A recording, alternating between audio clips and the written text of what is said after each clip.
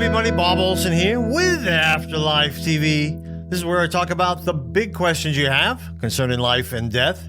You can find this and every episode at afterlifetv.com.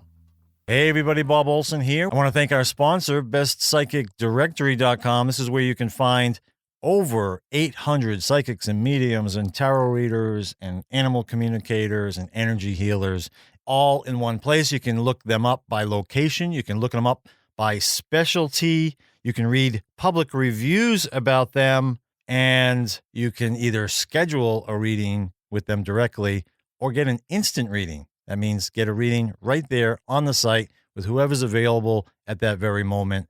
Again, bestpsychicdirectory.com.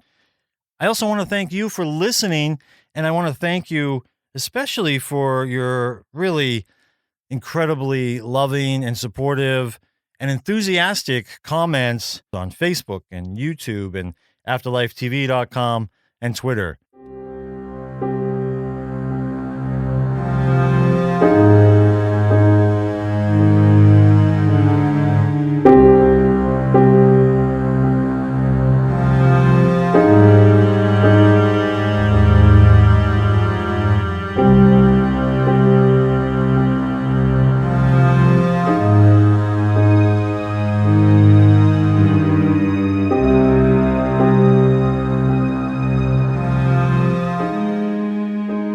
Hi, Bob. My name is Tammy, and my story is about my ex-husband who, at the age of 49, died of a massive heart attack in his sleep. That was unfortunate enough, but my son, 19 years old at the time, was the one that found him. It was very traumatic for all of us involved, and we still struggle with it to this day. My son has told me that his dad has come to him in dream state. He told me about a dream that happened shortly after where he was crying and holding on to his dad like it happened when he found him. But then in the dream, his dad came up behind him and was holding him as he was holding the body, comforting him. And I said that was probably him there letting you know that he was with you at that moment. Our daughter has also had dreams of him visiting and in some way trying to comfort and let her know. I talk to him and think about him every day. I had 18 years with the man and 2 children. Regardless of a divorce, there's a connection. He doesn't come to me in dream and hasn't ever come to me in dream. And I wonder, is it because we got divorced that he doesn't, because I talk to him and ask, please come to me and just let me know that you're okay. I'd love to know that, just to reassure the kids and myself, you've made it and that you're happy. And again, he hasn't. I don't know if I want it too bad or what is the reason, but I would really give anything to have a reading and know that he's made it okay and confirmation that he's there. Thank you for your time. Thank you so much, Tammy, for sharing your son's story, for relaying, that your daughter has also had dream visitations, and your question about why your ex-husband hasn't come to you. Now, your question about, has he not come to me in my dream because he was my ex-husband, because we got divorced? No, that's not why he didn't come to you in your dream. I'm sure of it. There are many reasons why people don't come to us in our dreams while they might go to other people that we know in their dreams. I actually answer that question in the book. I'm going to read the answer to that question, and then I'm going to come back to your specific situation. On page 129 of Answers About the Afterlife, my book that answers 150 questions that people have about life after death, about spirits, about what their particular loved one in spirit wants or needs, all kinds of questions, including a lot of questions that people have about near-death experiences and mediums, past lives.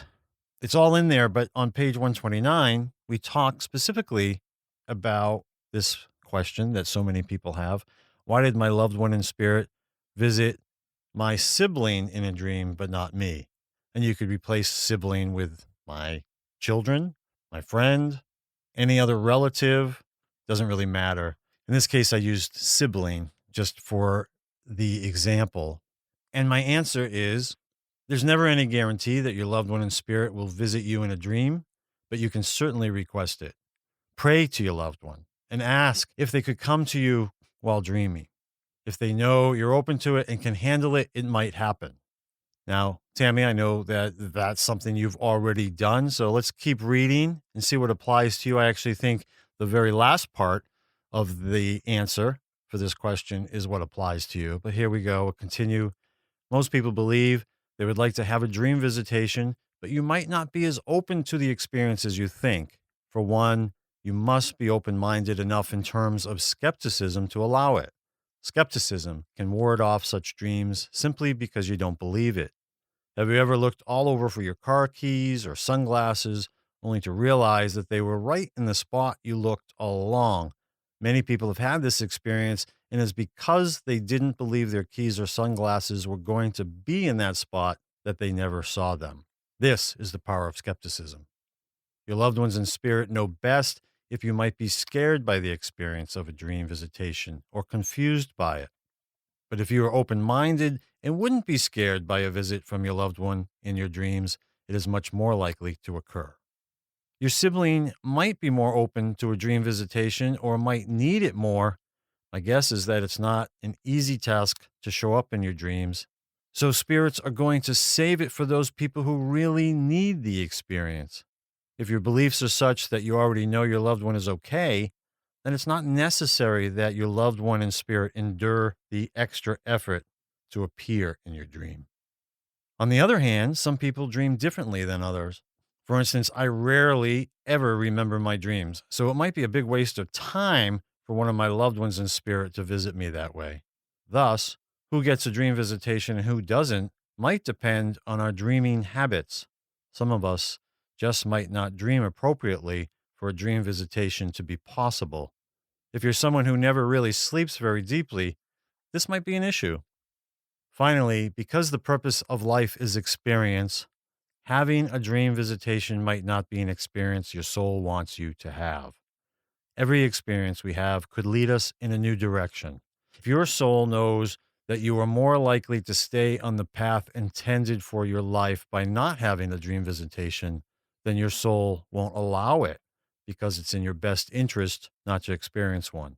On the other hand, if having a dream visitation is an experience that will benefit your life's plan, then the possibility of having one is much greater. In the end, I wouldn't take it personally that your loved one visited your sibling in her dream and not you. Look at the glass as half full and be happy that your loved one showed up in anyone's dream. Now your family has had direct contact as evidence that your loved one happily exists in the afterlife. That's a wonderful gift, regardless of who had the dream. I think that last part certainly speaks directly to you, Tammy. I know that you sort of mentioned that you'd like for your ex-husband to come to you in your dream so that you and the kids would know he's okay. I think the kids know he's okay because they were visited by their father. But I think this is something that you want for you. And it's okay to say that. That's not selfish. That's something that you feel like you could really use in your life. But that second to the last paragraph where I talk about having a dream visitation might not be an experience your soul wants you to have, this could possibly be the case. And I'll give you an example. If someone was to have a dream visitation, that might give them the confirmation that they need, that their loved one is okay. That might give them the peace of mind that they're seeking in relation to their loss. But sometimes when we don't have an experience like that, it leads us to go in other directions. In other words, maybe by not having a dream visitation yourself, even though your children have each had one, it's going to lead you to go have an experience with a medium. Maybe you'll go for a reading with a medium and you'll have this amazing experience that could possibly be more profound to you than having a dream visitation. Maybe your soul or your spirit guides understand that you are the type of person that might have the dream, but then start to question it, question if it was real. Was it just a dream, or was it really him coming through to me? Whereas if you go to a medium who's a complete stranger to you, and this medium is now relaying information, details that only your loved one in spirit would know, memories that you and your husband share that few people in the world even know about. And now this medium sharing these things with you, this is evidence that this medium is really communicating with your loved one in spirit. That might be more powerful to you than a dream visitation. So what I see is that we have certain experiences that are going to help us along our path. So for instance, your son, maybe this is something your son needed. Maybe there's no way he's ever going to go to a medium. Maybe he just has no interest in the kind of things that we talk about here on Afterlife TV. But this dream visitation is something that his father can give to him now, long before he ever gains an interest in this subject matter.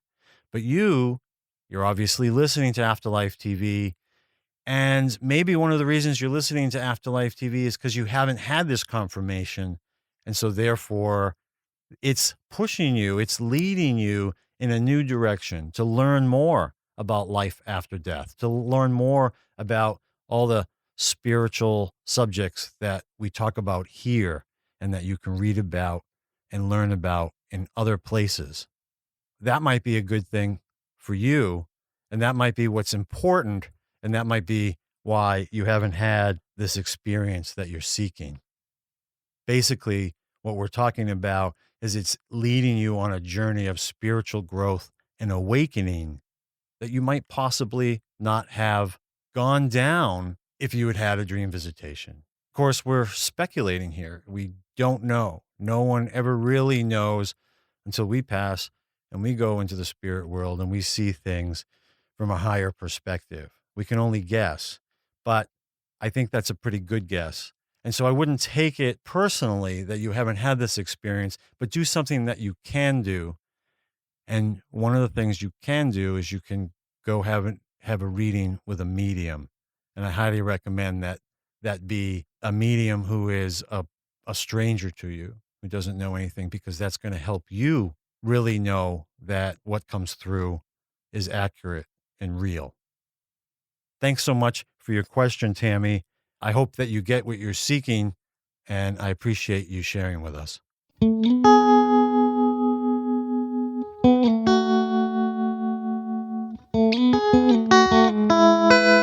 So that's another episode of Afterlife TV. Thank you for joining us. Please like us on Facebook, Twitter, and YouTube, or sign up for our newsletter at afterlifetv.com so you don't miss our next episode. See you next time.